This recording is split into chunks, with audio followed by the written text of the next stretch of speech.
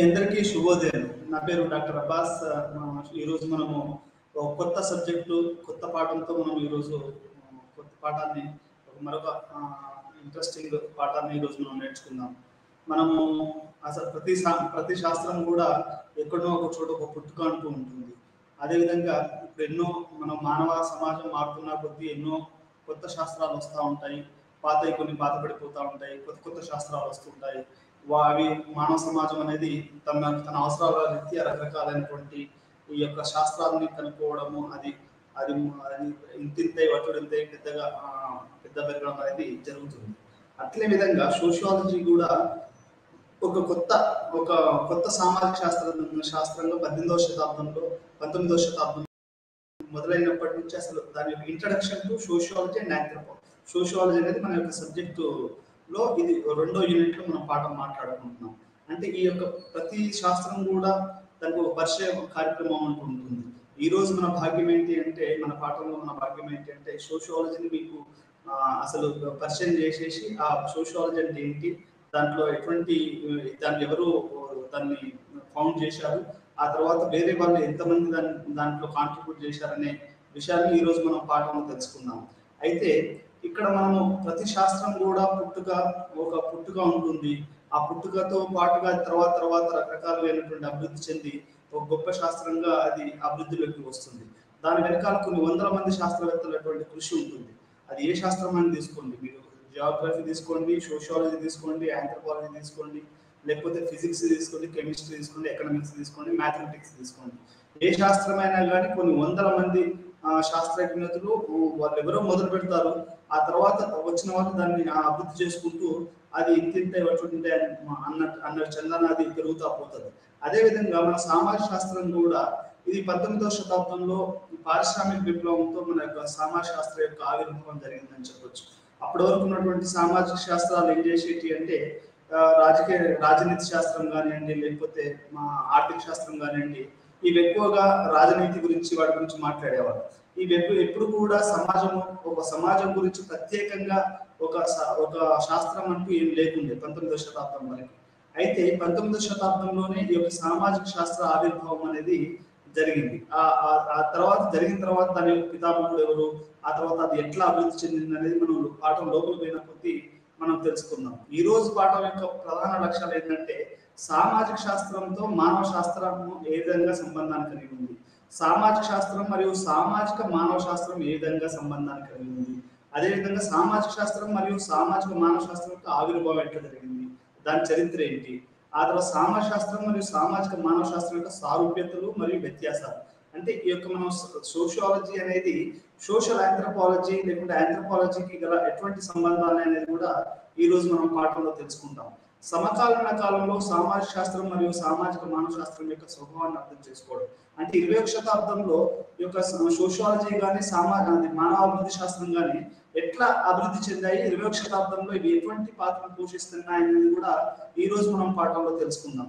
అయితే సామాజిక శాస్త్రం యొక్క ఆవిర్భావాన్ని అది మనం తెలుసుకోవాలి అంటే దాని యొక్క చరిత్ర ఏంటో మనం తెలుసుకోవాలి. అదేంటి, ఆ చరిత్ర ఏంటి అంటే, ఇప్పుడు నేనేం చెప్పాను, సోషియాలజీని queen of the social science. ఎప్పుడో అది గ్రీకు పూర్వము అరిస్టాటిల్ గ్రీక్ తత్వులకు అప్పటించే మనకు యొక్క తత్వశాస్త్రం అనేది మొదలైంది. అన్ని వేల సంవత్సరాల క్రితమే తత్వశాస్త్రం మొదలైతే మనకు ఒక 2000 సంవత్సరాల తర్వాత, అంటే 2000 సంవత్సరాల తర్వాత మన సామాజిక శాస్త్రం అనే ఒక కొత్త శాస్త్రం పుట్టుకొచ్చింది. ఎందుకంటే సమాజం మొత్తాన్ని అర్థం చేసుకునే ఒక శాస్త్ర అవసరం అనేది పారిశ్రామిక విప్లవంతో సమాజానికి అవసరం ఏర్పడ్డది. అప్పటి వరకు సమాజం గురించి ఆలోచించిన వాళ్ళు ఉన్నారు. మనం సామాజిక శాస్త్రం వచ్చిన తర్వాతనే అసలు సమాజం గురించి ఆలోచించడం మొదలు పెట్టారా, అంతకుముందు సమాజం గురించి ఎవరు ఆలోచించట్లేదా అంటే అట్లా ఏం లేదు. సమాజం గురించి మొదటి నుంచి ఎంతో మంది శాస్త్రవేత్తలు మాట్లాడుతూ ఉన్నారు. భారతదేశంలో కానివ్వండి, లేకపోతే మన కౌటిల్యుడు ఉన్నాడు, లేకపోతే ఇంకా చాలా మంది మన భారతదేశంలో గణిత శాస్త్రవేత్తలు ఉన్నారు, ఆర్యభట్ట ఉన్నాడు. ఇట్లా అంటే సమాజం గురించి రకరకాల దేశాలలో మాట్లాడుతున్నారు. కానీ దానికి ఒక సమగ్రమైనటువంటి రూపం వచ్చిందంటే అది ఒక సామాజిక శాస్త్ర ఆవిర్భావం అని మనం చెప్పుకోవచ్చు. ఈ రకంగా మనం సామాజిక శాస్త్రం యొక్క లోతుల్లోకి వెళ్తే మనకు అర్థమైంది ఏంటి అంటే, ఈ సమాజం గురించి ఆలోచించడం అనేది 19వ శతాబ్దంలో పారిశ్రామిక విప్లవంతో మొదలైందని చెప్పుకోవచ్చు. పారిశ్రామిక విప్లవం ఎక్కడ మొదలైంది? అది మన లండన్లో మొదలైంది. పారిశ్రామిక విప్లవం ఫ్రాన్స్, ఈ యొక్క జర్మనీ, యూకే ఇట్లాంటి దేశాలలో పారిశ్రామిక విప్లవం 19వ శతాబ్దంలో వచ్చినప్పుడు ఏంటి అంటే ఈ సమాజం అనేది ఒక కుదుపు గురైంది. కుదుపు అంటే ఎట్లాంటి కుదుపు అని మీరు అడగవచ్చు. ఎట్లాంటి కుదుపు అంటే అప్పటి వరకు ఏదో వ్యవసాయం చేసుకుని బతికి ఏదో ఉన్న వాటిని ఆ ఒడ్లు పండించో లేకుంటే ఇంకేదో వడ్లు అనేది కూడా ఆ టైంలో ఇంకా లేవనుకుంటుంది చెప్తాను. అట్లాంటి గ్రామీణ సమాజం ఉండేది. అది యూకే కానీ యూరప్ కానీ ఇండియా కానీ, ఇండియా ఇంకా వెనుకబాటుతనంలో ఉండేదని చెప్పుకోవచ్చు. అట్లాంటి సమాజంలో ఏమైంది అంటే ఎప్పుడైతే స్టీమ్ ఇంజన్ కొనుక్కోవడము, అంటే ఒక రైల్ ఇంజన్ లాంటిది కొనుక్కోవడము, అది ఒక ఆవిరి అనేది ఒక పవర్ గా ఏర్పడి అది రైలు ఇంజన్ కనుక్కోవడము, పారిశ్రమలలో ఆ ఆవిరిని ఉపయోగించేసి యంత్రాలు నడపడము, అండ్ ఎప్పుడైతే గ్రామీణ సమాజము ఆ తర్వాత అది భూస్వామ్య వ్యవస్థ కుప్పకూలిపోయి అది కొత్త సమాజంగా, ఒక పట్టణ సమాజంగా మరియు పారిశ్రామిక సమాజంగా ఇది ఒక సంధి దశలో సామాజిక శాస్త్రం అనేది పుట్టిందని మనం చెప్పుకోవచ్చు. ఎట్లా అంటే సోషియో అంటే కంపెనియన్ అని అర్థం, అంటే మన ఫ్రెండ్ అని చెప్పుకోవచ్చు, కంపెనియన్ అని చెప్పుకోవచ్చు. అంటే అట్లా ఆలజీ అంటే శాస్త్రం, అంటే ఒక సమాజాన్ని చదివే ఒక శాస్త్రం అనేది మనము ఇక్కడ కంపెనియన్ అంటే ఒక సమాజం గురించి గ్రీక్ పదం, అది ఒక లాటిన్ పదం నుంచి సోషియాలజీ అనేది పుట్టుకొని రావడం జరిగింది. దీనికి కారణం ఎవరు అంటే ఆగస్ట్ కాంటే అనే ఒక ఫ్రెంచ్ ఫిలాసఫర్. అతను తత్వవేత్త. అతను ఏం చేశాడు అంటే ఈ యొక్క సమాజాన్ని అర్థం చేసుకోవడానికి పాజిటివ్ ఫిలాసఫీ అని ఒక బుక్ రాశాడు. ఆ బుక్ లో మొట్టమొదటిసారిగా అతను సోషియాలజీ అనే పదాన్ని వాడాడు. అతన్నే మనం ఫాదర్ ఆఫ్ ది సోషియాలజీ అని కూడా చెప్పుకోవచ్చు. అంటే సామాజిక శాస్త్రానికి పితామహుడు ఎవరు అని చెప్పుకుంటే మనము ఆగస్ట్ కాంటే అని చెప్పుకోవాలి. ఎందుకు అంటే అతను రాసినటువంటి పాజిటివ్ సోషియాలజీ అనే బుక్ లోనే మొట్టమొదటిసారిగా ఈ coin the term called sociology. Socios అంటే కంపెనియన్ ఆర్ ఫ్రెండ్ అని చెప్పుకోవచ్చు. ఆలజీ అంటే చదవడం అని, అంటే ఒక సమాజాన్ని ఒక ఫ్రెండ్లీ దృష్టితో చదవడము, సమాజం మొత్తంగా చదవడం అనేది ఆగస్ట్ కాంటే పాజిటివ్ ఫిలాసఫీ అనే బుక్ నుంచి ఇది మొదలైంది 19వ శతాబ్దంలో. అతను ఆ రోజులలో ఏం చెప్పాడు అంటే ఒక వస్తువును మనం ఏ విధంగా చదువుతాము. ఇప్పుడు మనకు ఉదాహరణకి ఈ పెన్ను ఉంది. ఈ పెన్ను ఉంది అనుకోండి. ఈ పెన్నును మనం చదవడం అనేది ఉంటుంది. అంటే ఒక పెన్నును చదివి అంటే అది ఎట్లా ఉంటుంది, దాని భౌతిక రూపాలు ఎట్లా ఉంటాయి అనేది ఇప్పుడు మన ఫిజికల్ సైంటిస్ట్ వాళ్ళు చదువుతారు. అంటే ఒక ఇనుముని తీసుకుందాం అనుకోండి, ఇనుము యొక్క స్వభావం ఏంటి, లేకుంటే దాని యొక్క లక్షణాలు ఏంటి, అది ఎంత ఉష్ణోగ్రత కలుగుతుంది అనేది మొత్తం సైన్స్ అనేది చదువుతుంది. అదే ఈ ఆగస్ట్ కాంటే ఏం చెప్తాడు అంటే ఏదైతే ఈ యొక్క భౌతిక శాస్త్రాలు తమ యొక్క సూత్రాలను అనుసరించి వాళ్ళు చేస్తారో, పరిశోధన చేస్తారో, అదే రకంగా సమాజాన్ని కూడా కొన్ని నిర్దిష్టమైనటువంటి కొన్ని సూత్రాలను ఆధారంగా చేసుకొని మనం సమాజాన్ని చదవచ్చు. పాజిటివ్ సోషియాలజీ అనేది అది ఆయన తన ఒక పుస్తకంలో రాయడం జరిగింది. దాని ఇంగ్లీష్లో ఏమంటారంటే we can apply the principles of physical sciences to the social sciences. సమాజాన్ని అర్థం చేసుకోవడానికి కూడా ఒక నిర్దిష్టమైనటువంటి భౌతిక సూత్రాలను ఏ విధంగా మనము భౌతిక శాస్త్రాలకు అప్లై చేస్తామో అదేవిధంగా సామాజిక శాస్త్రాన్ని కూడా ఈ యొక్క ఒక నిర్దిష్టమైనటువంటి సూత్రాలు మనము పెట్టొచ్చు, అది అర్థం చేసుకోవడానికి పనికొస్తాయి అనేది ఆగస్ట్ కాంటే ఫ్రెంచ్ ఫిలాసఫరు ఆయన సూత్రీకరణ చేశాడు. ఆ తర్వాత అది రకరకాలైనటువంటి మార్పులు తీసుకొచ్చేసేసి అది చాలా అభివృద్ధి చెందిందని మనం చెప్పుకోవచ్చు. అయితే సామాజిక శాస్త్రం యొక్క పుట్టుకలో మూడు ప్రధాన కారణాలు అనేటివి ప్రాముఖ్యత వహించాయి. ఒకటేమో పారిశ్రామిక విప్లవం, రెండోదేమో ఫ్రెంచ్ విప్లవం, ఈక్వాలిటీ, ఫ్రెటర్నిటీ, లిబర్టీ, అండ్ మూడోది ఏంటి అంటే రినైజాన్సీ పీరియడ్. రినైజాన్సీ అంటే పునరుజ్జీవనం అని. అంటే మూడు ప్రధాన సూత్రాలు ఈ యొక్క సామాజిక శాస్త్రానికి యొక్క ఆవిర్భావం తోడ్పడ్డాయి. ఒకటేమో ఇండస్ట్రియల్ రెవల్యూషన్ అంటే పారిశ్రామిక విప్లవం, రెండోదేమో ఫ్రెంచ్ విప్లవం, ఈక్వాలిటీ, ఫ్రెటర్నిటీ, లిబర్టీ, మూడోది ఏంటి అంటే పునరుజ్జీవనం. ఈ మూడు కూడా ఏం చేశాయంటే సామాజిక శాస్త్రము యొక్క పుట్టుకకి కారణమే అని చెప్పొచ్చు. ఎందుకంటే ఈ మూడు కూడా ఇంతకుముందు సమాజంలో ఎప్పుడు లేవు.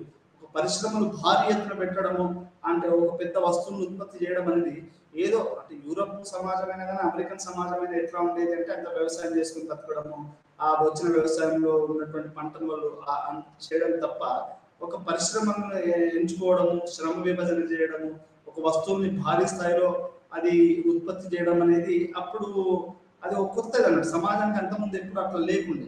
ఇప్పుడు ఒక కంప్యూటర్ ఉత్పత్తి చేస్తున్నాం అనుకోండి, డెల్ కంప్యూటర్, యాపిల్ కంప్యూటర్, కొన్ని లక్షల అది వాళ్ళు ఉత్పత్తి చేస్తారు. అందరూ ఒక డెల్ కంప్యూటర్లో లేకుంటే లెనోవానో ఏదో వాడుతూ ఉంటారు. అంటే ఇట్లా పెద్ద ఎత్తున పరిశ్రమలు రావడం అనేది సమాజంలో అప్పుడు కొత్తది అన్నట్టు. అంటే భూస్వామ్య వ్యవస్థ కుప్పకూలిపోయి ఒక కొత్త సమాజం రావడం అనేది మొదలైంది. ఈ యొక్క పారిశ్రామిక సమాజాన్ని అర్థం చేసుకోవడానికి, దీన్ని మోడర్న్ సొసైటీ అంటారు. అంటే ఆధునిక సమాజాన్ని అర్థం చేసుకోవడంలో భాగంగానే ఈ యొక్క సోషియాలజీ అనేది పుట్టుకనే జరిగింది. రెండో కారణం ఏంటంటే ఫ్రెంచ్ విప్లవం. ఎట్లా అంటే ఈక్వాలిటీ, ఫ్రెటర్నిటీ, లిబర్టీ అనేది, ఈక్వాలిటీ అనే పదము అంటే ఒక సమానము, అందరి సమానము, లేకుంటే ఫ్రెటర్నిటీ మన సోదర భావం కలిగి ఉండాలి, ఈక్వాలిటీ, ఫ్రెటర్నిటీ, లిబర్టీ అంటే వ్యక్తిగత స్వేచ్ఛ. ఇప్పుడు నేను ఒక రైటర్ అనుకోండి, నేను రాసుకునే ఆ హక్కు ఉంది, లేకుంటే పాట పాడే హక్కు ఉంది, లేకుంటే ఒక పెయింటర్ ఉంటే ఆ పెయింటింగ్ వేసుకునే హక్కు ఉంది. ఇట్లాంటి ఆలోచనలు అనేటివి అంటే భావ విప్లవం అని చెప్పుకోవచ్చు దీన్ని. అంటే భౌతిక విప్లవాలు జరిగాయి. భౌతిక విప్లవాలతో అంటే ఫిజికల్ అంటే అది ఇండస్ట్రియల్ రెవల్యూషన్ లాంటిది. అంటే పారిశ్రామిక విప్లవం ఒక భౌతిక విప్లవం అయితే, ఫ్రెంచ్ విప్లవం అనేది అది భావ విప్లవంలో కూడా వచ్చింది. అంటే అప్పటి వరకు ఉన్నటువంటి పాత భావాలు, ఏది అసమానత్వం అనేది ఒక సహజంగా వచ్చింది. మన చేతికి 5 వేలు ఉంటే ఒక పెద్దది ఒక చిన్నది ఉన్నట్టు అసమానత్వం కూడా అట్లా ఉంటుంది అనేది ఫ్రెంచ్ విప్లవం కొట్టేసింది. అంటే మానవుడు అనేవాడు ఎవడైనా ఒకడే, అందరూ సమానులు, ఈక్వాలిటీ, ఫ్రెటర్నిటీ, లిబర్టీ, మనం సోదరభావంతో కలిగి ఉండాలి. లిబర్టీ అంటే ప్రతి వ్యక్తి కూడా తాను ఏదైతే ఒక పని చేయాలనుకుంటున్నాడో అది చేయగలగాలి.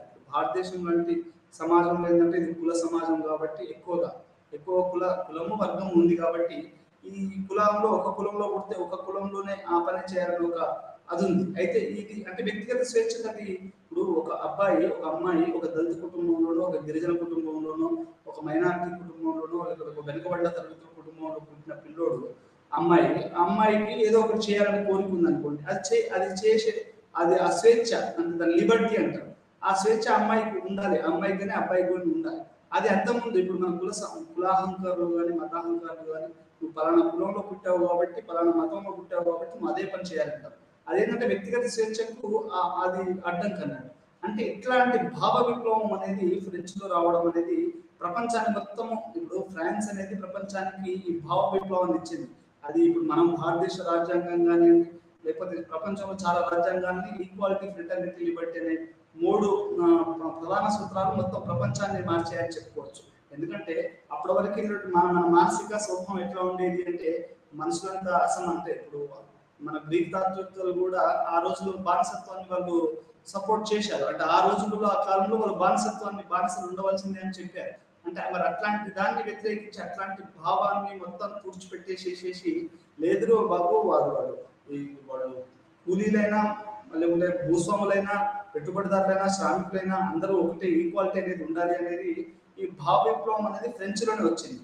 దాంతో పాటు ఏమైంది అంటే ఫ్రాన్స్ లో అది పునరుజ్జీవనానికి దారితీసింది. అంటే ఒక పెయింటర్ ఉన్నాడు, పునరుజ్జీవనం అంటే మీకు ఉదాహరణ చెప్తున్నాను. ఇప్పుడు తెలంగాణ వచ్చిన తర్వాత, తెలంగాణ ఒక ప్రత్యేక రాష్ట్రంగా ఏర్పడిన తర్వాత ఏమైంది అంటే, తెలంగాణలోని కళలు, ఆ తర్వాత ఇక్కడ సంస్కృతులు, ఇక్కడ ఉన్నటువంటి అవి అన్ని కూడా పునరుజ్జీవనం పొందాయని చెప్తున్నారు. అది వాస్తవం కూడా.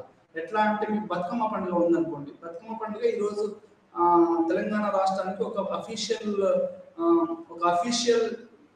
ఒక రాష్ట్ర పండుగగా అవతరించింది. ఎందుకంటే పునరుజ్జీవనానికి గురైంది. అది సమైక్య రాష్ట్రంలో ఆ పండుగ అంతగా జనాలు తెలియకపోయింది. అంటే ఇక్కడ ఉన్నటువంటి కళలు, ఇక్కడ ఉన్నటువంటి ఆహారం, ఇక్కడ ఉన్నటువంటి భాష, తెలంగాణ భాష, యాస, కాలోజీ లాంటి వాళ్ళ యొక్క భాష, యాస కూడా ఇప్పుడు పునరుజ్జీవనానికి గురైందని చెప్పుకోవచ్చు. అంటే ఎందుకు చెప్తున్నాను అంటే, ఫ్రెంచ్ లో కూడా ఏం జరిగింది అంటే, ఈ ఫ్రెంచ్ విప్లవం తర్వాత ఈ మొత్తము అక్కడ ఉన్నటువంటి పెయింటింగ్, ఆర్ట్, మ్యూజిక్, లిటరేచర్ ఇవన్నీ కూడా పునరుజ్జీవనానికి గురై ఒక కొత్త ఒరవడిని సృష్టించుకున్నాయి. మరి వీటిని ఎవరు అర్థం చేసుకుంటారు? దీన్ని అర్థం చేసుకోవడానికి ఒక ప్రత్యేకమైనటువంటి శాస్త్రమే పుట్టుకొని రావాల్సి వచ్చింది, అదే సోషియాలజీ.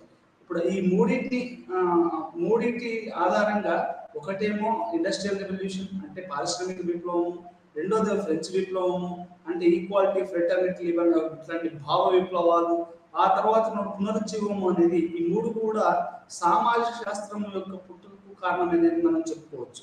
అయితే ఈ రకంగా పుట్టినటువంటి సామాజిక శాస్త్రం అనేది ఇంకా ఎటువంటి రూపాలు సంతరించుకుంది. ఇప్పుడు మనం మూడో ప్రపంచ దేశాలైనటువంటి ఇండియా, పాకిస్తాన్, నేపాల్, బంగ్లాదేశ్ ఇట్లాంటి దేశాలలోకి ఈ సోషియాలజీ అనేది ఎట్లా వచ్చింది, అంటే ఇప్పుడు ఆ తర్వాత ఆంథ్రోపాలజీ అనేది ఎట్లా వచ్చింది అనేది కూడా మనము మాట్లాడుకోవాల్సి ఉంటుంది. బ్రిటిషర్స్ రాకతోటి భారతదేశం లాంటి ఆ, ఆ, ఒక దేశాలలో ఈ సోషియాలజీ, ఆంథ్రోపాలజీ, ఇంగ్లీష్ లిటరేచర్ వాళ్ళు 200 సంవత్సరాలు పరిపాలించారు భారతదేశాన్ని. ఈ 200-300 సంవత్సరాలు ఏం జరిగింది అంటే అక్కడ ఉన్నటువంటి శాస్త్రాలను కూడా భారతదేశంలో వాళ్ళు పెట్టడం జరిగింది. ఇప్పుడు యూనివర్సిటీ ఆఫ్ బాంబేలో వాళ్ళు మొట్టమొదటిసారిగా సోషియాలజీని ఓపెన్ చేశారు. మొట్టమొదటి ప్రొఫెసర్ కూడా సోషియాలజీ ప్రొఫెసర్ కూడా బాంబే యూనివర్సిటీ నుంచే Ghurye, GS Ghurye is the first professor of sociology. ఆయన సామాజిక శాస్త్రంలో మొట్టమొదటి ప్రొఫెసర్గా మనము ఆచార్యులుగా మనం చెప్పుకోవచ్చు. అంటే ఈ బ్రిటిషర్స్ రాకతోటి అక్కడ ఉన్నటువంటి ఈ శాస్త్రాలు కూడా భారతదేశంలో సమాజాన్ని, ఎందుకంటే ఇక్కడ గిరిజన సమాజం ఎక్కువ, దళిత సమాజం ఎక్కువ,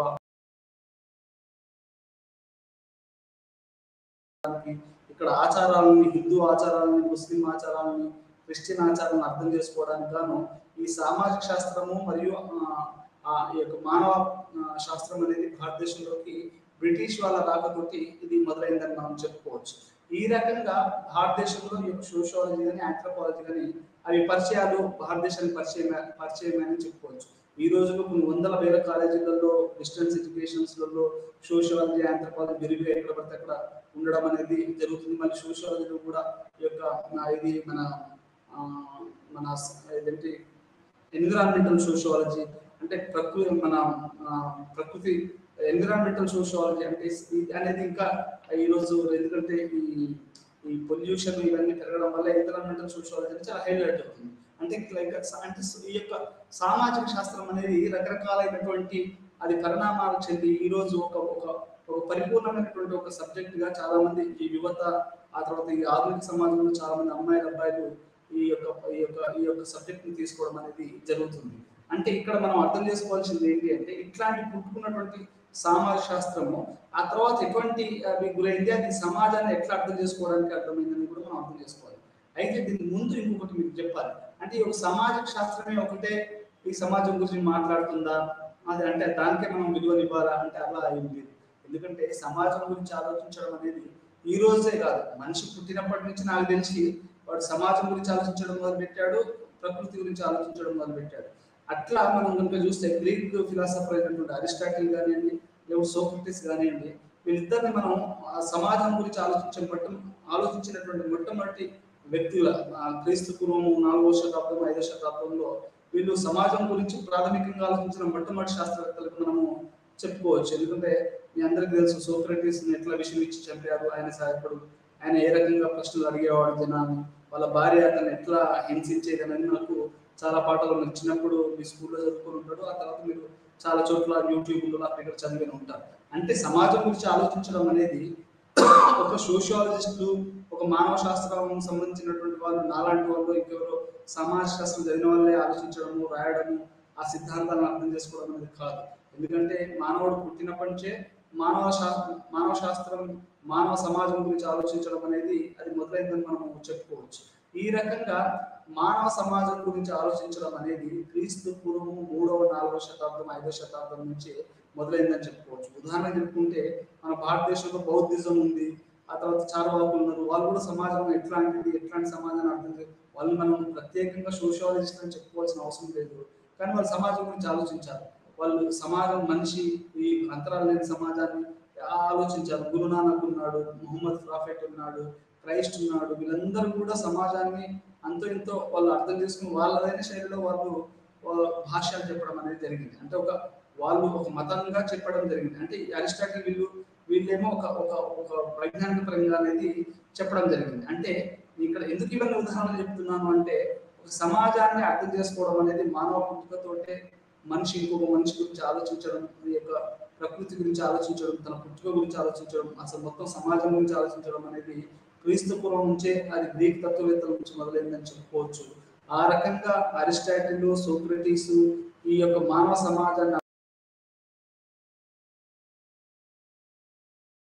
ఈరోజు మన సోషియాలజీ కొత్త సబ్జెక్ట్ వచ్చింది కాబట్టి వాతావరణం మర్చిపోవడం అనేది అది ఎంతవరకు సమంజసం కాదు. ఎందుకంటే ఏదైనా ఒకసారి న్యూటన్ అడిగారంటే ఎవరో మీలాంటి పిల్లలు ఏమని, సార్ మీరు ఎట్లా కనుక్కోగలిగారు ఇంత గ్రావిటేషన్ సూత్రాలు, ఒక బంతిని మనం కనుక గట్టి కొడితే అంతే వేగంగా వెనక్కి వస్తుంది అనేది ఎట్లా చెప్పారు అంటే, ఆయన ఏమన్నాడంటే I I stood up on the shoulders of my previous generation అని చెప్పాడు.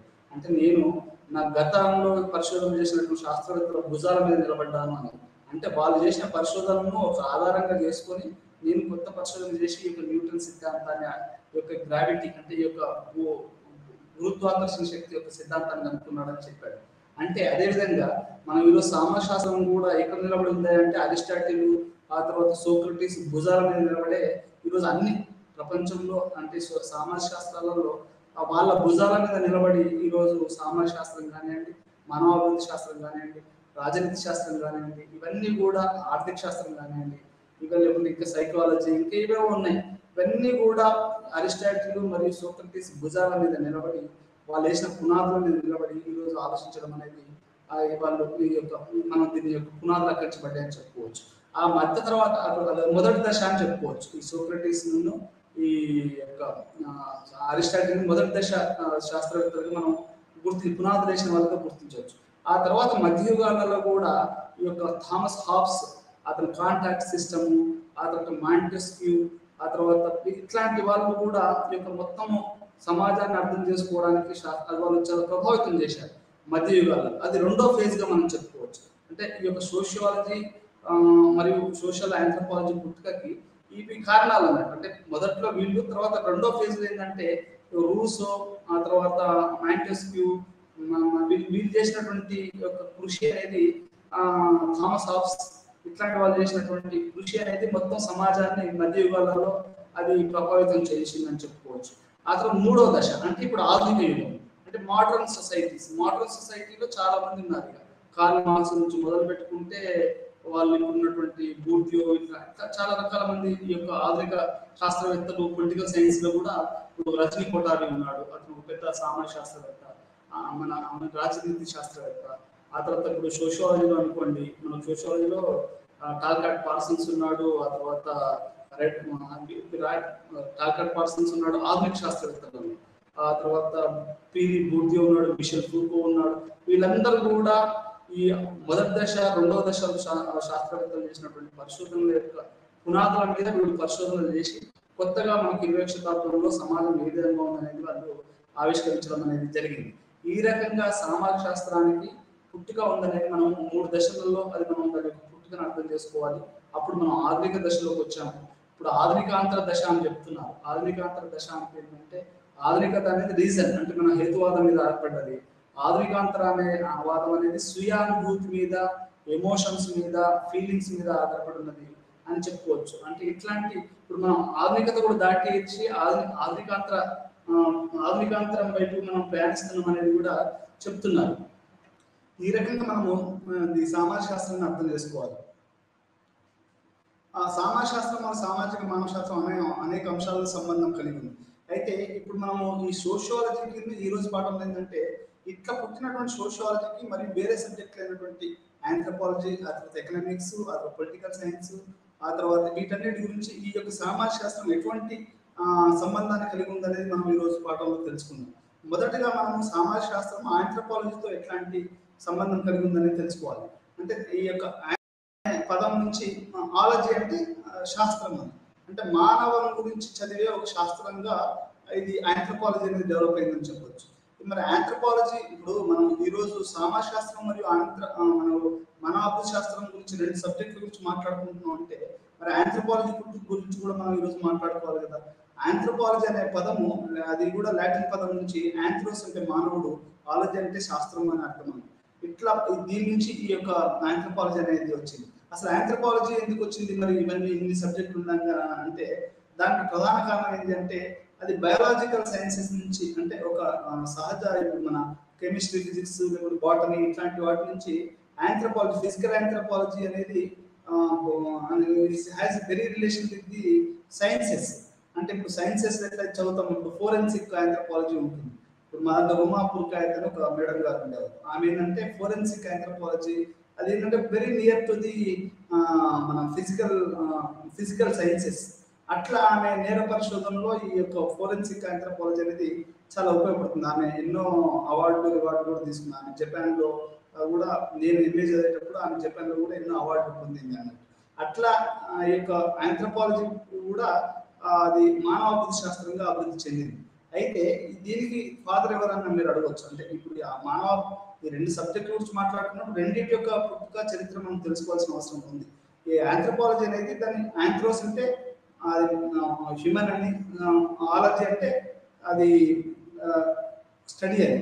అంటే మానవుడు ఎట్లా పుట్టాడు, ఎన్ని వేల సంవత్సరాల క్రితం పుట్టాడు, ఏ రకంగా అభివృద్ధి చెందాడు, ఒక చెకుముక్కు రాయికి నుంచి ఈ రోజు మంట అనేది ఏ రకంగా మానవుని యొక్క మార్చేసింది, ఆ తర్వాత మధ్యయుగాలలో ఎట్లా ఉన్నాడు, ఆ తర్వాత ఆధునిక యుగంలో ఎట్లా ఉన్నాడు మానవుడు అనేది ఒక ఆంథ్రోపాలజీ 21వ శతాబ్దంలో ఆధునికాంతరవాదంలో మానవుడు ఎట్లా ఆలోచిస్తున్నాడు అనేది కూడా మనకు ఈరోజు తెలుసుకోవాల్సిన అవసరం ఉంది.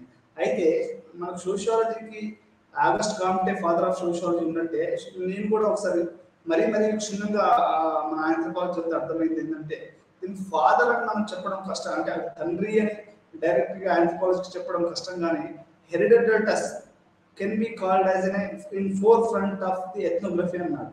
అంటే ఎథ్నోగ్రఫీ అంటే ఒక గిరిజనులు ఉన్నట్టు, ఎథ్నో అంటే పీపుల్ అండి, అంటే ప్రజల గురించి ఉన్నట్టు రాయడం అనేది మొట్టమొదటిసారిగా హెరిడిటస్ ఈజ్ ద ఫాదర్ ఆఫ్ ఈ యొక్క ఎథ్నోగ్రఫీ అని చెప్పొచ్చు. అంటే ఆ రకంగా దానికి పునాదులు పడ్డాయి. అంటే మానవుల గురించి రాయడము, మానవుల యొక్క ఎట్లా అభివృద్ధి చెందాడు అనేది, ఇట్లాంటి గురించి రాయడం అనేది హెరిడిటస్ నుంచి మొదలైందని మనం చెప్పుకోవచ్చు. ఆ రకంగా సోషియాలజీకి పునాదులు వేసిన వాళ్ళు మొదట్లో అరిస్టాటిల్, సేమ్ ఏదైతే మనం సోషియాలజీ చెప్పుకున్నామో ఆంథ్రోపాలజీ కూడా ఈ గ్రీక్ ఫిలాసఫర్సే ఒక ఆద్యులుగా మనం చెప్పుకోవచ్చు. ఆ తర్వాత రెండవ దశలో చూస్తే మళ్ళీ హాబ్స్, ఆ తర్వాత మాకియవెల్లి, రూసో ఇట్లాంటి వాళ్ళు మన పునాదులు వేశారు ఆంథ్రోపాలజీ కూడా. ఆ తర్వాత ఆధునిక యుగంలోకి వచ్చే వరకు ప్రధానంగా మనం చెప్పుకోవాల్సినటువంటి ఇద్దరు సైంటిస్టుల గురించి చెప్పుకోవాలి. ఒకటేమో మార్గరెట్ మీడ్, అది రాడ్క్లిఫ్ బ్రౌన్ మరియు మాలినోవ్స్కీ. ఈ ఇద్దరు కూడా ఆధునిక ఆంథ్రోపాలజీకి వాళ్ళు, అంటే మానవాభివృద్ధి శాస్త్రానికి వాళ్ళు పునాదులు వేశారని మనం చెప్పుకోవచ్చు. వీళ్ళు రాసినటువంటి ఈ ప్రముఖమైనటువంటి ఈ యొక్క పుస్తకాలే ఈ రోజు ఆధునిక మానవాభివృద్ధి శాస్త్రానికి ఒక పునాదిగా ఏర్పడ్డాయి. అంటే ఆధునిక ఆంథ్రోపాలజీ ఏర్పడడానికి అవి ప్రధాన కారణమని చెప్పుకోవచ్చు. ఈ ఎందుకంటే అదే ఆర్గోనట్స్ ఆఫ్ టర్బల్ అండ్ ఐలాండ్స్ ఒక పుస్తకము, ఇంకోటి అబార్జన్స్ ఆఫ్ అనేది ఇంకో పుస్తకం. ఈ రెండు కూడా ఈ యొక్క ఆధునిక మానవాభివృద్ధి శాస్త్రానికి పునాదులు వేశాయని మనము చెప్పుకోవచ్చు. ఈ రెండు ఇట్లా ఆంథ్రోపాలజీ అనేది మానవుని గురించి ప్రత్యేకంగా మరియు పూర్తిగా చదివే ఒక సబ్జెక్ట్ గా అది డెవలప్ అయ్యి ఆ రకంగా అది అభివృద్ధి చెందిందని చెప్పుకోవచ్చు. అయితే ఇక్కడ మనం గమనించింది ఏంటి అంటే, ఈ సోషియాలజీ ఆంథ్రోపాలజీ అంటే ఈ యొక్క సమాజాన్ని చదివే సోషియాలజీ మానవుని గురించి, మానవుని యొక్క అభివృద్ధి గురించి, ఆర్కియాలజీ, అది మన న్యాచురల్ సైన్సెస్ దగ్గర ఉండే ఈ యొక్క ఆంథ్రోపాలజీకి కొంచెం దగ్గర సంబంధం ఉంది. అయితే ఎట్లాంటి వాటికి దగ్గర సంబంధం ఉందంటే సోషల్ ఆంథ్రోపాలజీ అని ఒకటి ఉంది. అంటే సామాజిక మానవాభివృద్ధి శాస్త్రం. అంటే దాంట్లో కల్చర్ అంటే ఏంటి, దాంట్లో అంటే ఒక మనిషి ఎట్లాంటి డ్రెస్ చేసుకుంటాడు, లేకపోతే మన రకరకాల కాస్మెటిక్స్ వాడతారు, హెయిర్ కట్ వాడతారు, ఒక్కొక్క దేశంలో ఒక్కొక్క రకమైనటువంటి డ్రెస్ కల్చర్ ఉంటుంది, ఆహార పద్ధతులు ఉంటాయి, పండుగలు ఉంటాయి. ఇవన్నీ కూడా cultural studies, social studies and cultural studies.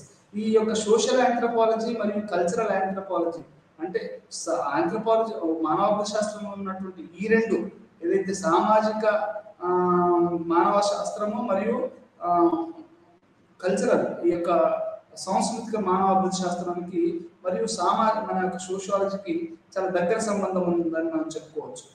మొట్టమొదటి ప్రొఫెసర్ అయినటువంటి ఫ్రేజర్, అంటే ఆంథ్రోపాలజీలో ప్రపంచంలో మొట్టమొదటి ఆంథ్రోపాలజీ ప్రొఫెసర్ ఎవరంటే ఫ్రేజర్. ఆయన ఏం చెప్పాడు అంటే sociology and social anthropology has a same subject thrust areas, same kind of enquiry methods and same kind of methodology అని చెప్పాడు. అంటే ఈ రెండు కూడా దగ్గర అని ఉంటాయని ఆయన వ్యాఖ్యానించాడు. ఇది ఫ్రేజర్ గారు చెప్పినటువంటి సంబంధం. అంటే సోషియాలజీకును మరియు సమాజ శాస్త్రానికి మరియు మానవాభివృద్ధి శాస్త్రానికి ఈ దగ్గర సంబంధం ఉందని ఫ్రేజర్ చెప్పారు.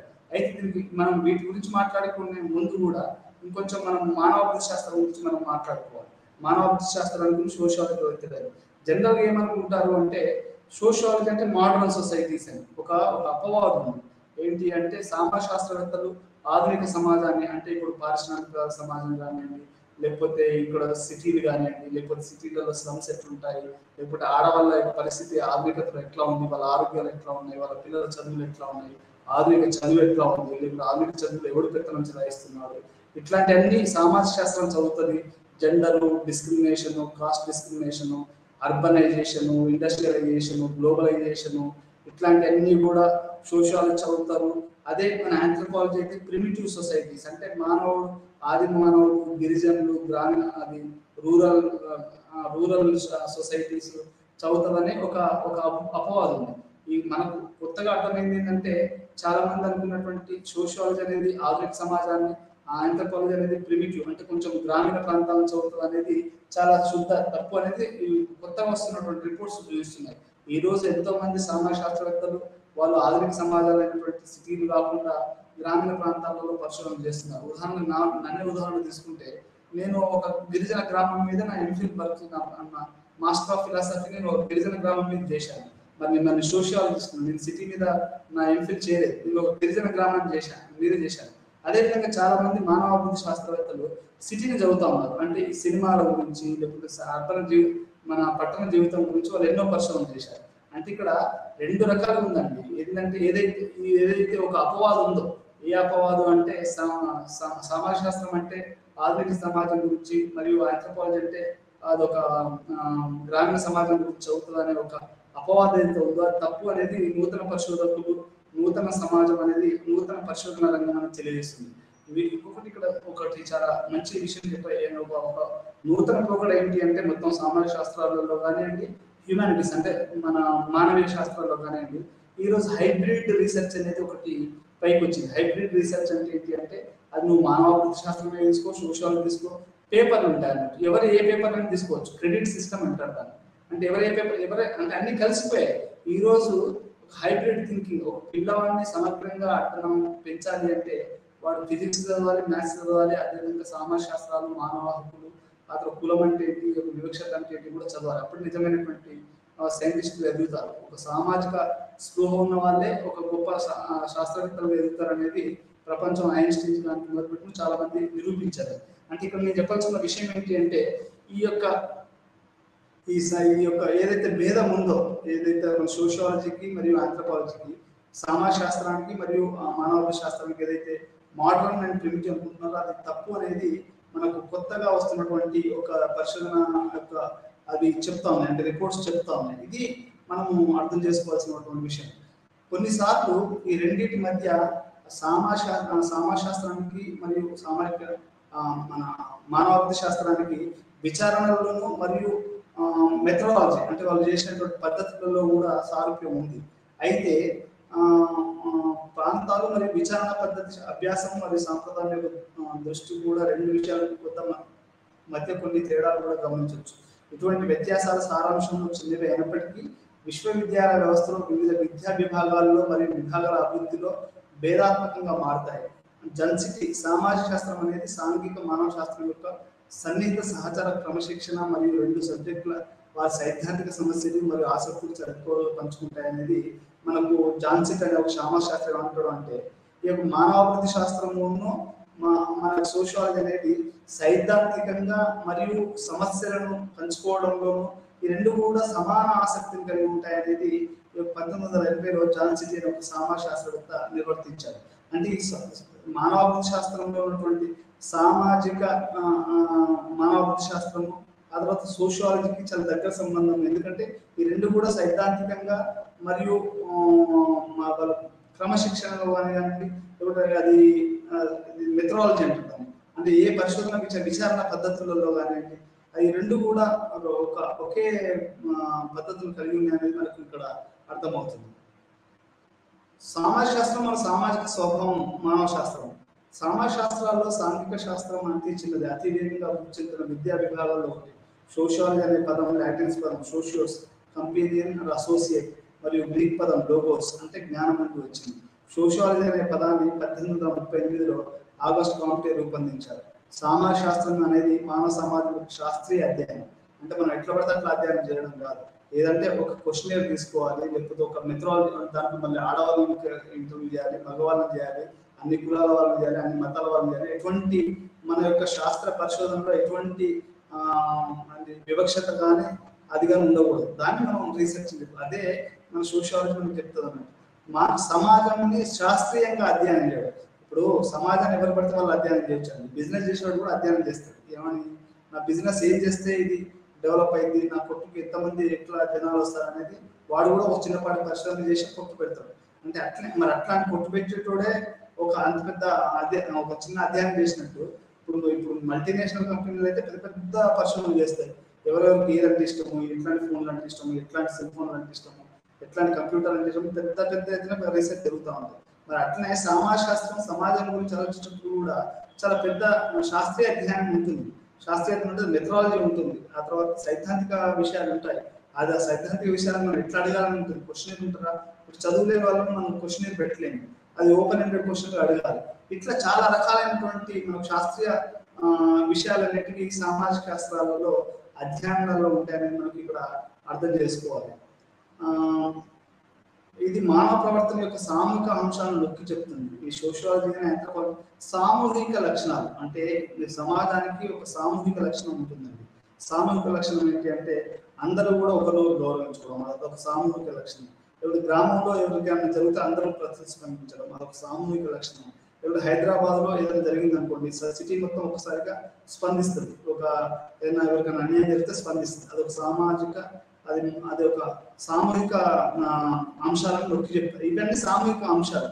కులం కానీ, మతం కానీ, ప్రాంతం కానీ, వర్గం కానీ, ఇవన్నీ కూడా ఒక జెండర్, లింగం కానీ, ఇవన్నీ కూడా ఒక సామూహిక అంశాలు అనేది మనకి ఇక్కడ అర్థమవుతుంది. విషయం విస్తృత స్వభావం మానవ శాస్త్రం, రాజకీయ శాస్త్రం, ఆర్థిక శాస్త్రం, మనస్తత్వ శాస్త్రం, భౌగోళికం, విద్య, చట్టం మరియు తత్వశాస్త్రం అంటే అనేక ఇతర సామాజిక శాస్త్రాల విభాగాలతో అతివ్యాప్తి చెందడానికి దారితీసింది. అంటే ప్రతి మనిషి ఏదైతే ఏ రకంగా అయితే వేరే మనిషితోటి సమాజంతో సంబంధాలు ఉంటాయో అదే రకంగా సమాజ శాస్త్రానికి మరియు సామాజిక సాంఘిక శాస్త్రానికి మానవ శాస్త్రానికి దగ్గర సంబంధం ఉందని చెప్పుకోవచ్చు. ఈ రకంగా ఈ రెండు సంబంధాలు కలిగి ఉంది. ఆంథ్రోపాలజీ కూడా గ్రీక్ పదం నుండి ఉద్భవించింది. ఆంథ్రోపోస్ అంటే మనిషి మరియు లోజీ అంటే లోగస్ అంటే అధ్యయనం. సమాజ శాస్త్రాన్ని ఆవరించుకున్నటువంటి మానవ సమాజాన్ని అధ్యయనం చేయడంలో సమాజ శాస్త్ర పరిధిని అధిగమించిన ఏకైక అంశం. అంటే ఒక ఆంథ్రోపాలజీ అనేది ఒక స్టెప్ ముందుందని చెప్పుకోవచ్చు. మానవుని గురించి చదివే మానవుని గురించి చదివే ఒక శాస్త్రాలలో ఈ ఆంథ్రోపాలజీ అనేది ఒక ముందంజలో ఉందని చెప్పుకోవచ్చు. ఒక శాస్త్రవేత్త ఏం చెప్తాడు అంటే ఆయన anthropology is nothing but gossiping himself అని. అంటే వారిని ప్రమోట్ చెప్పుకున్నారు. తన యొక్క పుట్టు పూర్వతరాలు ఏంటి వాళ్ళని తెలుసుకోవడం అనేది కూడా ఆంథ్రోపాలజీ ఒక శాస్త్రవేత్త కొత్తగా చెప్తా ఉన్నాం. అంటే ఇట్లా మానవాభివృద్ధి శాస్త్రం అనేది సమాజ శాస్త్రాన్ని ఒక పరిధిని మించినటువంటి కొన్ని అంశాలను అది చెప్తా ఉంటుంది. సాంస్కృతిక మానవ శాస్త్రం, సోషో కల్చరల్ ఆంథ్రోపాలజీ అని కూడా పిలుస్తాం. ఈ యొక్క సాంస్కృతిక మానవ శాస్త్రం అనేది అమెరికాలో ఎక్కువగా డెవలప్ అయింది.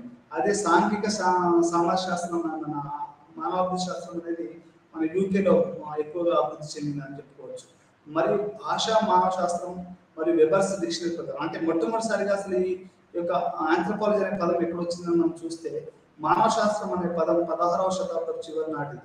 ఆంగ్లీకరించిన పదం ఆంథ్రోపాలజీ మొట్టమొదటిసారిగా 1805 సంవత్సరంలో ఒక డిక్షనరీలో దాన్ని మొట్టమొదటిసారిగా మేరియం వెబర్స్ డిక్షనరీలో ఆంథ్రోపాలజీ అనే పదం 1805లో వచ్చిందని మనం చెప్పుకోవాలి. ఈ రకంగా సోషియాలజీకి, సోషల్ కల్చరల్, సోషల్ ఆంథ్రోపాలజీకి మరియు సోషియాలజీకి దగ్గర సంబంధం ఉందని మనం చెప్పుకోవాలి.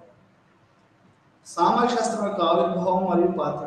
సమాజం యొక్క శాస్త్రీయ అధ్యయనంలో సామాజిక శాస్త్రం యొక్క అభివృద్ధి యొక్క సాపేక్షంగా తక్కువ చరిత్రను కలిగి ఉంది.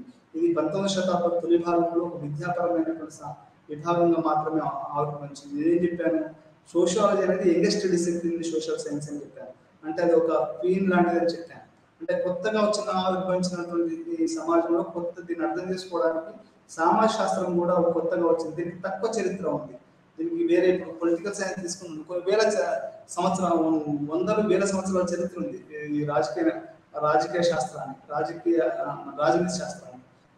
అదే రకంగా ఆర్థిక శాస్త్రానికి కూడా కొన్ని వేల సంవత్సరాలు చరిత్ర ఉంది. కానీ సామాజిక శాస్త్రానికి అంత చరిత్ర లేదు. ఇది కేవలం 200 సంవత్సరాల చరిత్ర మాత్రమే ఈ యొక్క ఈ యొక్క దీనికి ఉందని మనం చెప్పుకోవచ్చు. ఇది 19వ శతాబ్దం తొలి భాగము ఒక విద్యాపరమైన విభాగం మాత్రమే ఉద్భవించింది. సమాజం యొక్క అధ్యయనము సామాజిక శాస్త్రానికి ప్రత్యేకమైన కానప్పటికీ 5వ శతాబ్దంలో బీసీలో సోక్రటీస్ కానీ 4వ శతాబ్దంలో ప్లేటో మరియు అరిస్టాటిల్ యొక్క రోమన్ తత్వవేత్తలు మరియు మార్క్సిస్ట్ అనాలిసిస్ సిసిరో అంటే గ్రీక్ తత్వవేత్తలు చాలా కాలంగా ఆసక్తిని కలిగి ఉంది. మొదటి శతాబ్దం బీసీ వారి కాలంలో సమాజాన్ని అర్థం చేసుకోవడానికి అపారమైన సహకారం అందించారు. వాళ్ళు క్రమబద్ధమైన అధ్యయనాన్ని ప్రయత్నించారు. నేను చెప్పిన యొక్క గ్రీక్ తత్వవేత్తలు ఆ తర్వాత చాలా మంది తత్వవేత్తలు యొక్క సమాజ శాస్త్రం రాకముందే వాళ్ళు పునాది దేశాలని ఆదిమ కాలంలోని వాళ్ళు పునాది దేశాలని మనం చెప్పుకోవచ్చు.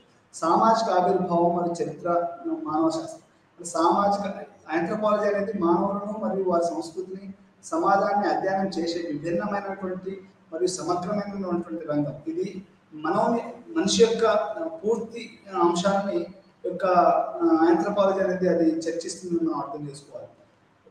వాస్తవానికి మానవ రకాలు మరియు అంటే ఇప్పుడు ఎట్లాంటి మానవులలో కూడా రకాలు ఉన్నారండి. ఎట్లా అంటే ఇప్పుడు ద్రవిడియన్స్ అని, లేకపోతే ఆరియన్స్ అని, లేకపోతే నార్త్ ఈస్ట్ పీపుల్ని మంగోలాయిడ్స్ అని, ఇట్లా స్టాక్స్ రేషియల్ స్టాక్స్ అంటారు. ఈ రేషియల్ స్టాక్స్ అంటే మానవుని యొక్క పుట్టుక 98% డిఎన్ఏ సేమ్ అయినా ఒక 2% మాత్రం డిఎన్ఏ మాత్రమే వేరుగా ఉందనేది మనకు ఇప్పటివరకు తెలిసిన పరిశోధన అంశాలు. ఈ రకంగా మానవ రకాలు ఇప్పుడు చెంగీస్ ఖాన్ అన్నాడు, ఇప్పుడు ఒక చెంగీస్ ఖాన్ అనే అతను మంగోలాయిడ్. ఎట్లా అంటే మానవులలో రకాలు వీళ్ళు ఎట్లా ఎన్ని రకాలుగా ఉంటారు, వాళ్ళ ముఖ్య ఫీచర్స్ ఏంటి. ఇప్పుడు రొమిల్లా తాపర్ చెప్పింది ఏంటి అంటే ద్రవిడియన్ రేస్ ముందు ఆర్యన్ రేస్ తేడా ఏంటి అంటే ద్రవిడులు వాళ్ళు నల్లగా ఉండి ఆ తర్వాత ముక్కు స్నబ్ నోస్ అంటే మన ముక్కు అనేది కొంచెం ఒత్తుబడినట్టు ఉంటుంది, అదే కర్లీ హెయిర్స్ ఉంటాయి. అది అనేది ద్రవిడియన్స్ స్టాక్ అంటే మానవ రకం, అదొక మానవ రకం. అదేవిధంగా మన ఆరియన్స్ చూస్తే straight nose, fair skin and blue eyes అనేది ఇవి మనం అదొక మానవ స్టాక్, అదొక మానవ రకం అని చెప్పుకోవచ్చు. అదేవిధంగా మేము నార్త్ ఈస్ట్ చూసుకున్నాం, వాళ్ళంతా ఒకే రకమైన కొంచెం శారీరకంగా పొట్టిగా ఉండి వాళ్ళు మంగోలాయిడ్స్ రేస్ అని మనం చెప్పుకోవచ్చు.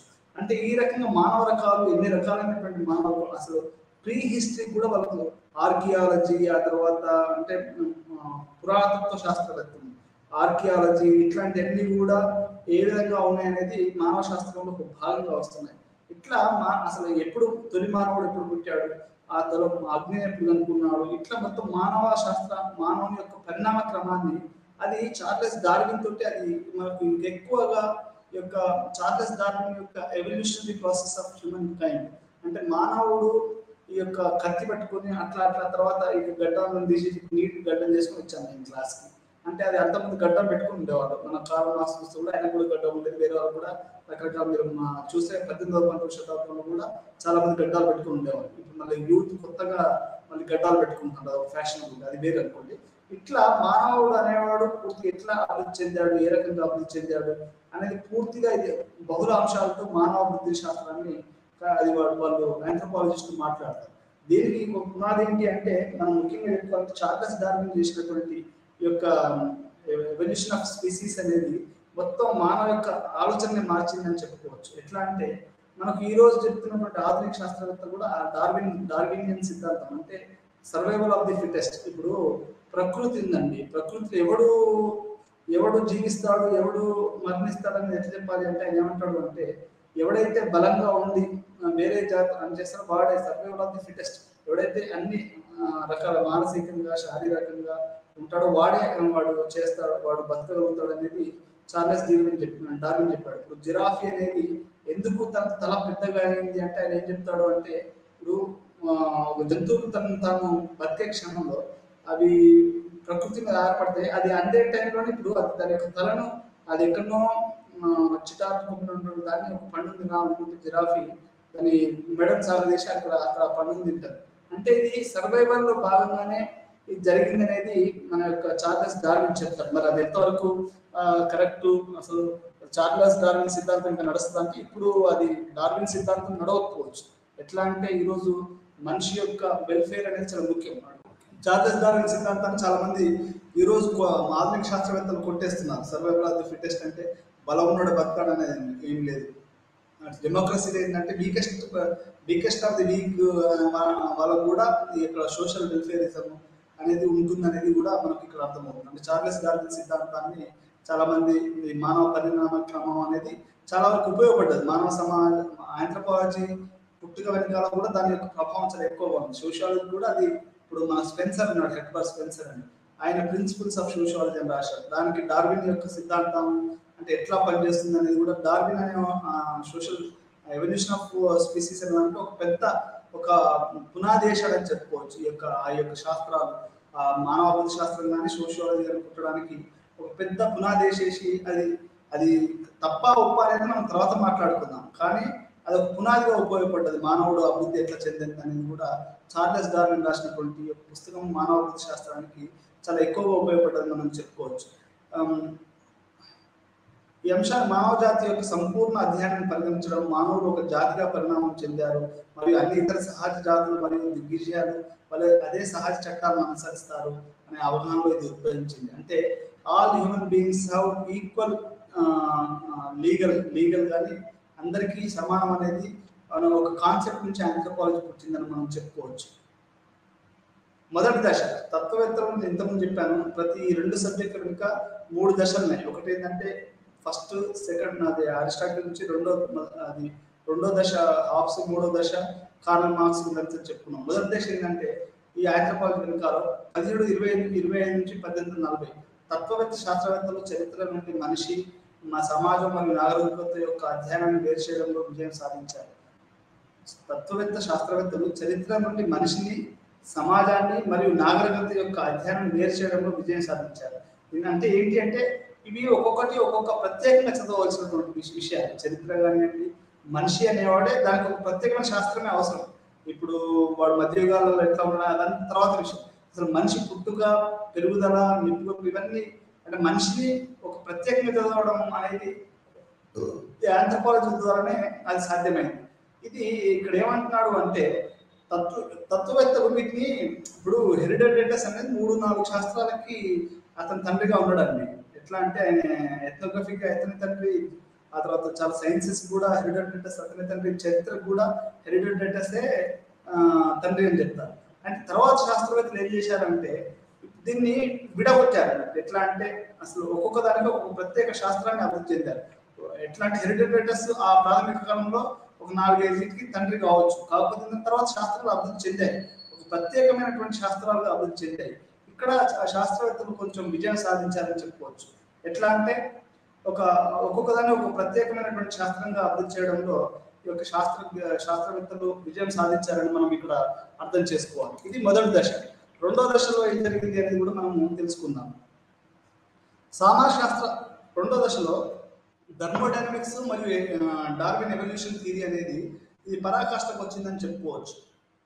మానవ శాస్త్రం వంటి విభిన్న రంగాలతో ప్రారంభం చరిత్రలో నిమగ్నమయ్యే సాధారణ మానవ శాస్త్ర క్రమశిక్షణలో మరియు తర్వాత భౌతిక మానవ శాస్త్రం, పూర్వ చరిత్ర మరియు జాతి శాస్త్రము ఏకీకృతం చేయడం ద్వారా మానవ శాస్త్రం యొక్క విలక్షణమైన లక్షణం వ్యక్తీకరించడం ప్రారంభమైంది. నేను ఏం చెప్పాను, రెండో దశలో ఒక థర్మోడైనమిక్స్ అనేది మరియు అది చార్లెస్ డార్విన్ చేసినటువంటి ఆయన చేసినటువంటి పుస్తకం కూడా చాలా ప్రముఖమైనటువంటి పాత్ర వహించిందని మనం చెప్పుకోవచ్చు. రెండో దశ ఇది. రెండో దశ సామాజిక శాస్త్రం మరియు మానవ శాస్త్రం మధ్య తేడాలు. ఈ రెండింటి మధ్య తేడాలు ఎంతో తెలుసుకుందాం. సోషియాలజీ మరియు ఆంథ్రోపాలజీ మధ్య సబ్జెక్టు, ఆసక్తులు, సిద్ధాంతాలు మరియు మెథడాలజీ అతి వ్యాప్తి చెందినప్పటికీ కొన్ని తేడాలు కూడా ఉన్నాయి. మొదటి మరియు అతి ముఖ్యమైన వ్యత్యాసం ఈ సబ్జెక్టుల మధ్య యొక్క నిర్వచనంలోనే ఉంది. అంటే మనకు sociology, social anthropology, cultural anthropology అనే నిర్వచనంలోనే దానికి దీనికి ఉన్నటువంటి డిఫరెన్స్ మనకు అర్థమవుతుంది. సోషియో అంటే అది లాటిన్ పదం నుంచి వచ్చింది, అది సమాజము అని, అది కంపెనీయన్ అని అర్థమవుతుంది. ఆంథ్రోస్ అంటే మానవుడు అని. అంటే ఇట్లా ఈ యొక్క డెఫినేషన్లోనే మనకు అర్థమైపోతుంది అదొక సబ్జెక్టు, ఇదొక సబ్జెక్టు అని. ఇది ఆధునిక సమాజంగా పరిగణించబడే పారిశ్రామిక సమాజాన్ని అధ్యయనంపై దృష్టి పెడుతుంది. ఎక్కువగా మీరు ఇప్పటికీ కూడా సోషియాలజీ, ఇండస్ట్రియల్ సోషియాలజీ అనేది చాలా ప్రముఖమైనటువంటి సోషియాలజీ. ఇప్పుడు ఇండియన్ డయాస్పరా అని వచ్చింది. ఇండియన్ డయాస్పరా అంటే ఏంటంటే మన ప్రవాస భారతీయులు ఎట్లా ఉంటారు, ఇప్పుడు అమెరికా పోతారు, ఇప్పుడు తెల్లారు లేస్తే చాలా మంది సౌదీకి పోతున్నారు, వేరే రకరకాల దేశాలకు పోతున్నారు. ఇట్లా ఆధునిక సమాజము పారిశ్రామిక సమాజం నుంచి ఇప్పుడు ఎక్కువ మంది సోషియాలజిస్టులు చేస్తారు. మరోవైపు ఆంథ్రోపాలజీ ఏం చేస్తుందంటే ఫోకస్ ఐరోపేతర మరియు పాశ్చాత్య సమాజాలు, ఇతర అన్ని దేశాల కమ్యూనిటీల అధ్యయనం, అందువల్ల వారి దృష్టి మరియు అభ్యాసం యొక్క యూరోప్ పశ్చిమ సమాజాలు వెలుపొందిన సాధారణ చిన్న స్థాయి మరియు పూర్వ అక్షర సమాజాల అధ్యయనంలో ఉంది. అంటే ప్రీ లిటరేట్ సొసైటీ అంటారు. అంటే చదువు రాని ఒక సమాజం ఉంది. ఇప్పుడు అంటే అందరు చదువుతున్నారు అనుకోండి. ఇప్పుడు 20వ శతాబ్దము సగంలో కూడా ఇక 20వ శతాబ్దంలో కూడా ఎట్లా చదువు రాని ఆదిమ గిరిజనులు ఉన్నారు ఇక్కడ. ఇది ప్రీ లిటరేట్ సొసైటీస్ అంటే అతి చిన్న స్థాయి అక్షర జ్ఞానం లేని వాళ్ళ గురించి ఇది ఈ యొక్క ఆంథ్రోపాలజిస్టులు మాట్లాడతారు అనేది ఒక ఉంది. అది కొంతవరకు వాస్తవం కూడా అని చెప్పుకోవచ్చు. ఎందుకంటే కొంత మానవాభివృద్ధి శాస్త్రం అట్లా ఉంది. క్షేత్రస్థాయి అధ్యయనం ఆధునిక మరియు పట్టణ పరిస్థితులు విస్తరించినప్పుడు సామాజిక శాస్త్రవేత్తలు కూడా గ్రామీణ మరియు సాధారణ సమాజాల అధ్యయనాలకు పూనుకున్నారు. సోషియాలజీ అనేది సమాజం యొక్క అధ్యయనం, సైన్స్. ఆంథ్రోపాలజీ అనేది సమీకృత మానవ శాస్త్రం, అంటే ఒక ఇంటిగ్రేటెడ్ హ్యూమన్ సమాజం గురించి మనం చెప్పుకోవచ్చు. ఈ సామాజిక మరియు సాంస్కృతిక మానవ శాస్త్రం ఇక దృష్టి పెట్టాలి. మధ్య వ్యత్యాసం చాలా పరిమితం. ఈ రెండింటి మధ్య వ్యత్యాసం చాలా పరిమితమైనప్పటికీ వ్యత్యాసం అయితే ఉందని మనం ఇక్కడ చెప్పుకోవాలి. సామాజిక శాస్త్రం మరియు మానశాస్త్రం మధ్య సారూప్యత, ఈ రెండింటి మధ్య కూడా చాలా దగ్గర సారూప్యత ఉంది. ఎట్లా అంటే మీకు మొదటి ప్రొఫెసర్ చెప్పాను కదా ఏ రకంగా ఫ్రేజర్ చెప్పాడు అని. సోషల్ ఆంథ్రోపాలజీ, కల్చరల్ ఆంథ్రోపాలజీ అనేది సామాజిక శాస్త్రం చాలా దగ్గరగా ఉంది. ఎట్లా అంటే సోషల్ ఆంథ్రోపాలజీ, కల్చరల్ ఆంథ్రోపాలజీ అనే వాళ్ళు సిటీలు చదువుతారు. మోడర్న్ సోషియాలజీ ఇది చాలా దగ్గరగా ఉంది ఈ సబ్జెక్ట్. కానీ ఫిజికల్ ఆంథ్రోపాలజీ, ఆర్కియాలజీ కొన్ని ఉన్నాయి ఆంథ్రోపాలజీ కొన్ని సబ్జెక్టులు, అవి కొంచెం దూరంగా ఉన్నాయని చెప్పుకోవచ్చు. ఈ రకంగా మనకు సామాజిక శాస్త్రానికి మానవవిద్య శాస్త్రానికి చాలా దగ్గర సారూప్యత ఉన్నాయి. అది ఆలోచన విధానంలో కానివ్వండి. ఇప్పుడు మోర్గాను, లెవిస్ట్రాస్, ఆ తర్వాత మాల్నోవస్కీ వీళ్ళందరూ మాకు సోషియాలజీలో కూడా వీళ్ళందరూ ఉంటారు. అదే కార్ల్ మార్క్స్ ఉంటాడు. ఆ తర్వాత సోషియాలజికల్ థింకర్స్ కూడా వాళ్ళు కూడా ఉంటారు. ఈ రకంగా సోషల్ ఆంథ్రోపాలజీ మరియు సోషియాలజీకి చాలా దగ్గర సంబంధం ఉందని మనము ఇక్కడ చెప్పుకోవచ్చు. ఒక భారతీయుడు గిరిజన గ్రామాన్ని అధ్యయనం చేసినప్పుడు అతను మానవ శాస్త్రవేత్త, మరియు అతను నాన్ ట్రైబల్ గ్రామాన్ని అధ్యయనం చేసినప్పుడు అతను సామాజిక శాస్త్రవేత్త. ఒక మానవ శాస్త్రవేత్త ఒక అధ్యయనం చేసినప్పుడు గిరిజన గ్రామం చేసినప్పుడు అతను మానవ శాస్త్రవేత్త. ఇప్పుడు నేను ఎంఫిల్ చేశాను, అదే నేను ఒక మానవ శాస్త్రవేత్తని చెప్పుకోవచ్చు, ఎందుకంటే నేను గిరిజన మీద చేశాను. మరి అదే నేను పిహెచ్డి అనేది హైదరాబాద్ మహానగరం మీద చేశాను, అప్పుడు సమాజ శాస్త్రవేత్తగా మారాను. అంటే అట్లా చెప్పుకోవచ్చు. అతను సమాజ శాస్త్రవేత్త. లేదా ఒక గ్రామాన్ని గిరిజనేతలు అధ్యయనం చేసినప్పుడు అతను మానవ శాస్త్రవేత్త, కానీ అతను ఒక పట్టణాన్ని అధ్యయనం చేసినప్పుడు అతను సామాజిక శాస్త్రవేత్త. అందువల్ల ఈ యొక్క గిరిజన మరియు నాన్ ట్రైబల్ భారతదేశంలోని గ్రామాలు మరియు పట్టణాల మధ్య వ్యత్యాసం యునైటెడ్ స్టేట్స్లో నగరాలు మరియు రిజర్వేషన్ల మధ్య లేదా మెట్రోపాలిటన్ మధ్య వ్యత్యాసం అని పూర్తిగా భిన్నమైంది. అంటే బ్రిటిష్ సామ్రాజ్యం మన కాలనీ కాబట్టి ఇదంతా జరిగింది. అంటే ఒకే వ్యక్తి, ఒక ఆంథ్రోపాలజిస్ట్ కు సోషియాలజిస్ట్ ఎంత దగ్గర సంబంధం అంటే ఒక వ్యక్తి ఒక ట్రైబల్ దాన్ని చేసినప్పుడు ఆంథ్రోపాలజీ మానవవిద్య శాస్త్రానికి వ్యక్తిగా, అదే ఒక సిటీని చేస్తే ఒక సోషియాలజిస్ట్ మనం చెప్పిన అవసరం ఉంది. ఇట్లా నాన్ లిటరేట్ సొసైటీ అంటే చదువు రాని ఒక గ్రామీణ ప్రాంతాల్లో చదివితే అది మానవ శాస్త్రాలకు ఎక్కువగా ఫోకస్ చేస్తున్నారని చెప్పుకోవచ్చు. ఇది ఈరోజు మొత్తంగా మనం దీని యొక్క వ్యత్యాసాలు కూడా ఉన్నాయి. మీకు చివరి వ్యత్యాసం కూడా చెప్పి మనం సంగ్రహంలోకి వెళ్తాం. ఈ వ్యత్యాసాలు ఏంటి అంటే, ఇప్పుడు సోషియాలజీ అనేది క్వాలిటేటివ్ మెథడాలజీని వాడుతుంది. క్వాలిటేటివ్ మెథడాలజీ అంటే క్వశ్చనీర్లు, ఆ క్వశ్చనీర్ తీసుకొని లేకపోతే ఫిలిమ్స్, వీడియో ఇట్లాంటి వాడుతుంది. ఆంథ్రోపాలజీ కూడా విజువల్ ఆంథ్రోపాలజీ, ఫిజికల్ ఆంథ్రోపాలజీ అవి కూడా వాడతాయి అనుకోండి. కానీ సోషియాలజీకి ఆంథ్రోపాలజీకి ఇంకొక తేడా ఏంటి అంటే, సోషియాలజీ అనేది వాళ్ళు క్వాలిటేటివ్ మెథడ్స్, రీసెర్చ్ మెథడ్స్ వాడతారు. అదే ఆంథ్రోపాలజీ వాళ్ళు క్వాంటిటేటివ్ మెథడ్స్ వాడతారు. అదొక ప్రధానమైనటువంటి విషయాలని చెప్పవచ్చు. సైద్ధాంతికంగా కూడా ఈ యొక్క సోషియాలజీ అనేది కార్ల్ మార్క్స్ ఆధునిక సమాజం మీద ఆధారపడితే, ఇది ఆంథ్రోపాలజీ అనేది వాళ్ళ యొక్క సిద్ధాంతాలు అవి కూడా ఇప్పుడు కిన్షిప్ రిలేషన్స్ ఉన్నాయండి. కిన్షిప్ రిలేషన్స్ అనేవాళ్ళు ఆంథ్రోపాలజీలో రెడ్క్లిఫ్ బ్రౌన్ చాలా ఎక్కువగా పరిశోధన చేశారు.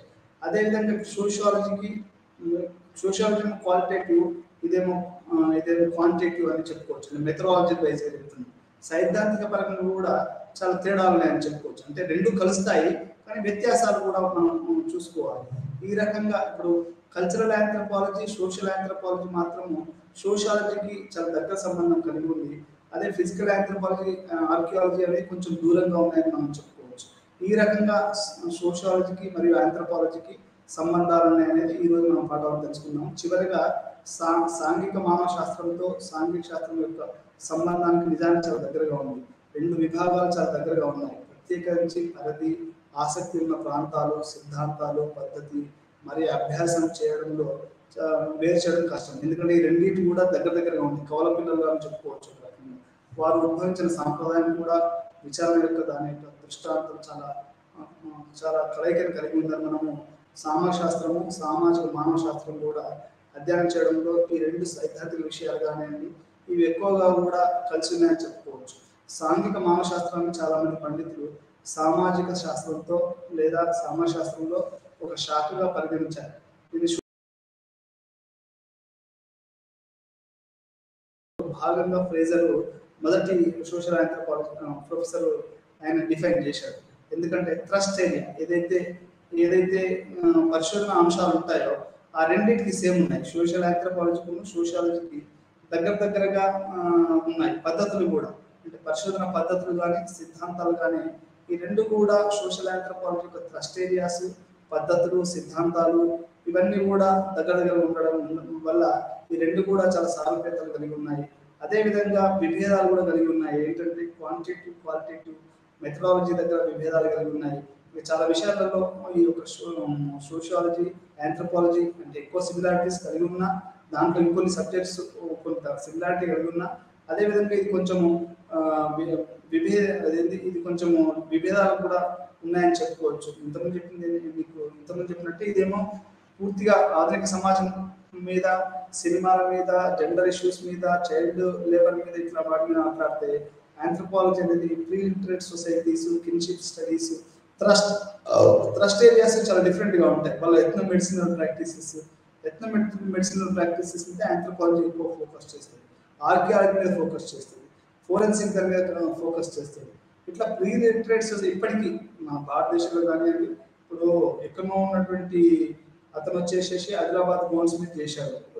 ఒక అతను ఫారినర్ రీసెర్చ్ హేమండార్ఫ్ అంటే ఒక రకంగా అది ఆంథ్రోపాలజీ, ఆయన ఆంథ్రోపాలజిస్ట్ కాబట్టి అక్కడ ఉండి చేశాడు. అంటే అది ఆయన హైదరాబాద్ నగరం నుంచి చదవలేదు. ఎందుకు చదవలేదు అంటే is not a sociologist, is anthropologist. అంటే అట్లా కొన్ని దగ్గర సంబంధాలని, అదేవిధంగా కొంచెం తేడాలు కూడా ఉన్నాయనేది మనం ఇక్కడ అర్థం చేసుకోవాలి. అంటే మొత్తం పాఠం ముగించే ముందు ఒక అంశం మీకు క్లియర్గా చెప్పేసి ముగిస్తాను. అదేంటి అంటే సామాజిక శాస్త్రంతో సామాజిక సోషల్ ఆంథ్రోపాలజీ అంటే సాంఘిక మానవ శాస్త్రం మరియు సాంస్కృతిక మానవ శాస్త్రం ఈ రెండింటికును మరియు సోషియాలజీకి మాత్రం చాలా దగ్గర సంబంధం ఉంది. ఎందుకంటే రెండింటి థ్రస్ట్ ఏరియాస్, రెండింటి యొక్క సిద్ధాంతాలు మరియు అభ్యాస విధానాలు అనేటివి రెండు కూడా దగ్గర ఉన్నాయనేది మనకు అర్థమవుతుంది. ఈ యొక్క పాఠాన్ని ఇంతటితో ఈరోజు మనం ముగిద్దాం. మరొక పాఠంలో మళ్ళీ కొత్త అంశంతో మరో ఈ సోషియాలజీకి వేరే సబ్జెక్టు ఎటువంటి సంబంధాలు అనేది కూడా మనం నెక్స్ట్ పాఠంలో తెలుసుకుందాం. మరి అప్పటి వరకు సెలవు. ఉంటాను. నమస్కారం.